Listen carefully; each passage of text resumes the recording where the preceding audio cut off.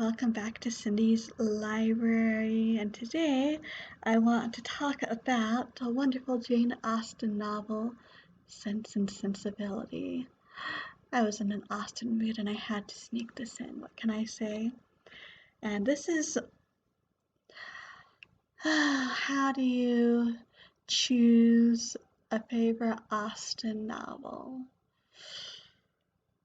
But this is definitely, it probably isn't my favorite, but I love it. This is probably my fourth time reading Sense and Sensibility.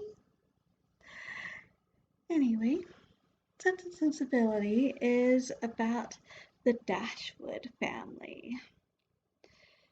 The father has one son from a first marriage, and his first wife died, and so he has a second wife and 3 daughters, and then he died. And for various legal reasons, he isn't able to leave very much for his wife and daughters, and so he asks his son to look after them.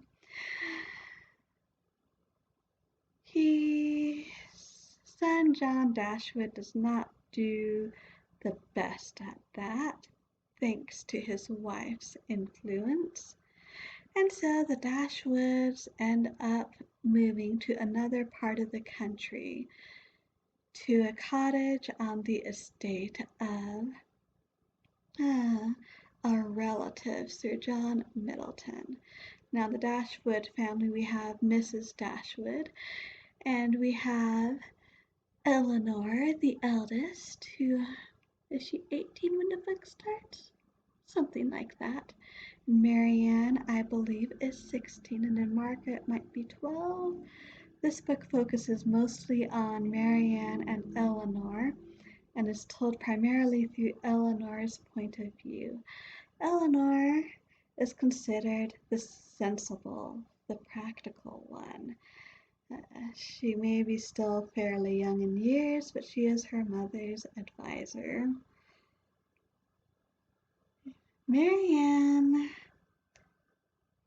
well, being quite intelligent herself, and has excellent taste, etc.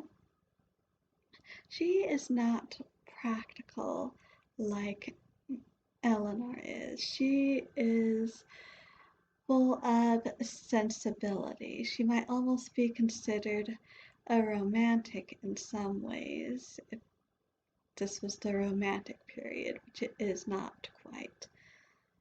And so we have the contrast of these two sisters, Eleanor's more sensible viewpoint and Marianne's more sensibility-filled viewpoint.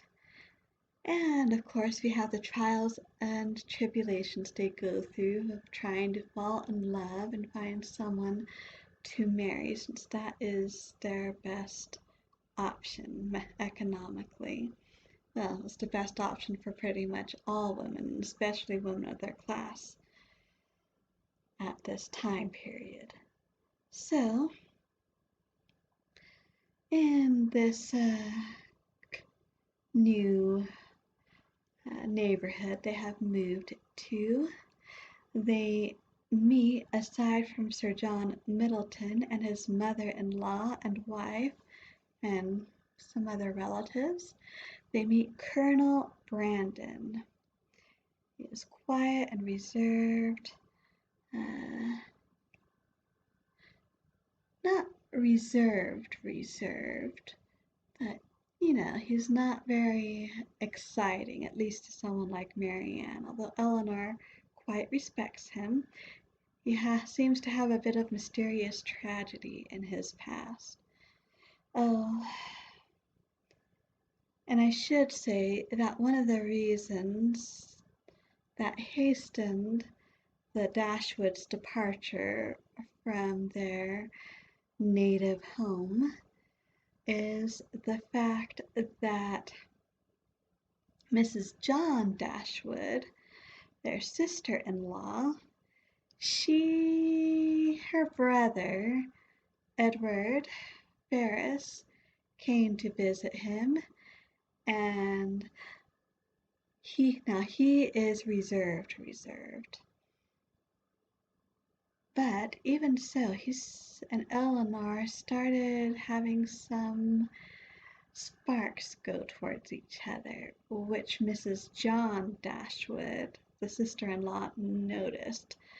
And so she gave some unfriendly hints that it wouldn't be a suitable match. Afterwards, well, to be fair, Eleanor does not have nothing. She has extremely, extremely little.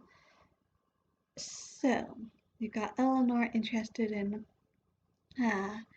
Edward Ferrars, and you got Colonel Brandon interested in Marianne. However, one day Marianne is out walking, gets caught in a thunderstorm, trips and sprains her ankle, and is rescued by Willoughby, who is he the great nephew or grandson? Something like that, of an old austere lady who lives farther off. He has his own estate, but he is expected to visit this relative at least once a year, since he's going to be inheriting that estate as well. Anyway, he and Marianne immediately fall in love. But of course, there are complications on every side.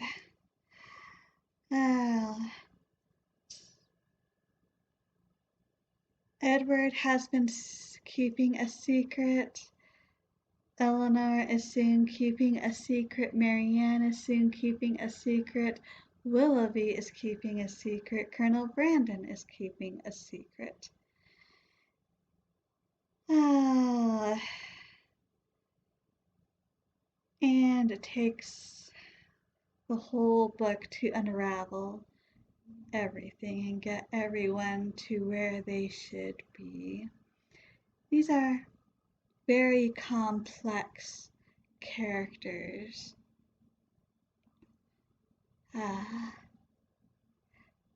Marianne is she is very young still, very vivacious, has very set ideas about things. It's interesting to see her progression.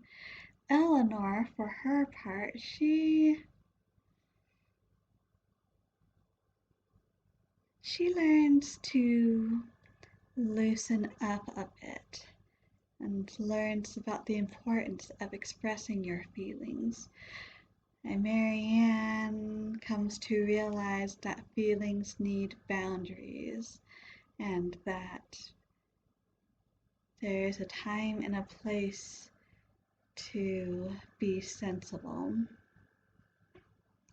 And even Willoughby, who ends up being something of a negative character, it's complicated.